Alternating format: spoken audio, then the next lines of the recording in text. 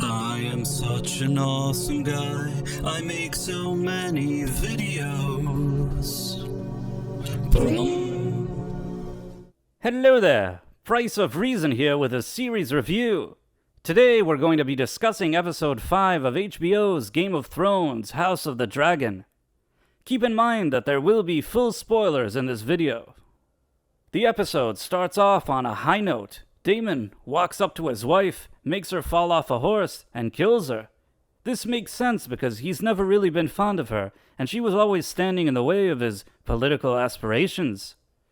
King Vicerys, who appears sickly, and Princess Rhaenyra are traveling to the Sea Snake residence to propose a marriage between his son Rhaenyra and Rhaenyra, as this is a necessary political arrangement between House Targaryen and House Velaryon.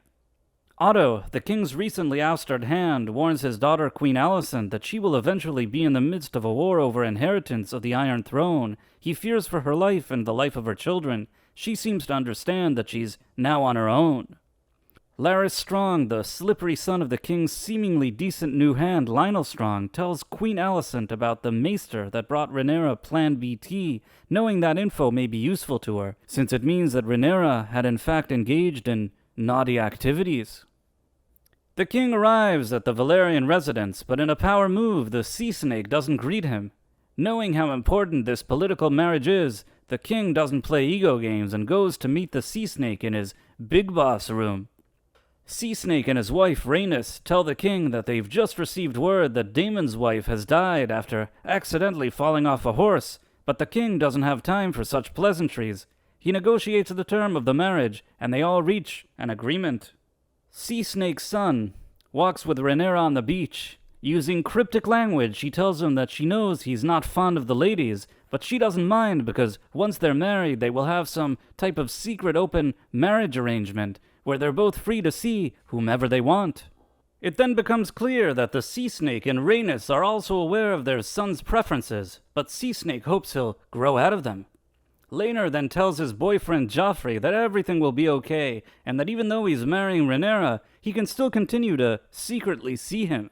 Rhaenyra is on the boat home, and she tries to offer Ser Criston a similar arrangement, but he doesn't like it. Ser Criston tells her that she should marry him instead and run away with him, but Rhaenyra says that she has an obligation to the crown. This doesn't sit well with Ser Criston, who already feels like he's committed a dishonorable act by spending quality time with Rhaenyra.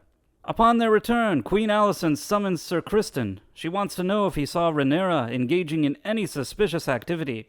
Much too quickly, Ser Criston foolishly admits to his encounter with Rhaenyra, and now Queen Alicent is annoyed because it means that Rhaenyra lied to her and ultimately caused her father's dismissal as the king's hand. Rather than calling for his execution, Queen Alicent tells Ser Criston that he may go. Dragons arrive and wedding celebrations begin with some interesting guests like Jason Lannister, who acts like his usual douchey self. Some Hightowers are there too, but the queen is noticeably absent. The Sea Snake and his crew show up. Daemon arrives too, and even though they're at odds, the king gives him a seat at the table. The queen shows up in the middle of the king's speech, which is considered disrespectful, wearing a green dress that apparently symbolizes the Hightower's color for war. I suppose this means that she's had enough of Rhaenyra's lies, and now she too will be a force to be reckoned with. Gerald threatens Daemon after accusing him of killing his wife, who was also Gerald's cousin. Daemon reminds him that now that she's dead, he will inherit everything that was hers, which means he will now own Runestone, where Gerald's home is, and this makes Gerald feel uneasy. The king appears to realize what Daemon has done to his wife. Daemon then makes moves on the Sea Snake's daughter, and surprisingly, she seems pretty cool with it. In what appears to be the biggest bonehead move of this episode, Rhaenyra's boyfriend Joffrey tells Ser Criston that he's figured out the nature of his relationship with Rhaenyra, which means that now they both know each other's secrets. Ser Criston is unhappy with these developments. Daemon then makes moves on Rhaenyra, which annoys the king, especially since Daemon is her uncle, and this is her wedding. Suddenly, Ser Criston kills Joffrey and Rhaenyra is sad. Now the marriage moves to a more intimate and somber setting, but it still moves forward as planned. As they finalize their vows, the king, who continuously appears ill, collapses. In addition, Ser Criston is about to kill himself, but Queen Alicent stops him. Wow, what an episode! So much happens in 1 hour, but with its superb writing, it never gets boring and there's absolutely no filler. As with all the episodes of this show until now, every scene advances the plot, every dialogue is important, you can't look away from the screen even for 1 second or you'll miss something. As usual, the acting here is excellent, all the actors are top-notch, with Matt Smith once again stealing every scene that he's in. He's able to convey emotions without saying a word, which is most impressive. The directing feels cinematic and precise. Every shot is quality. The music is once again used cleverly, especially the way it builds up the tension at the wedding, with so many things happening at once.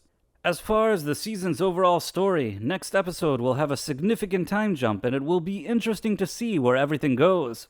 An older Rhaenyra will now be married and expected to produce heirs, and due to her husband's preferences, it will be interesting to see how this plays out. Also, will the king's health continue to decline?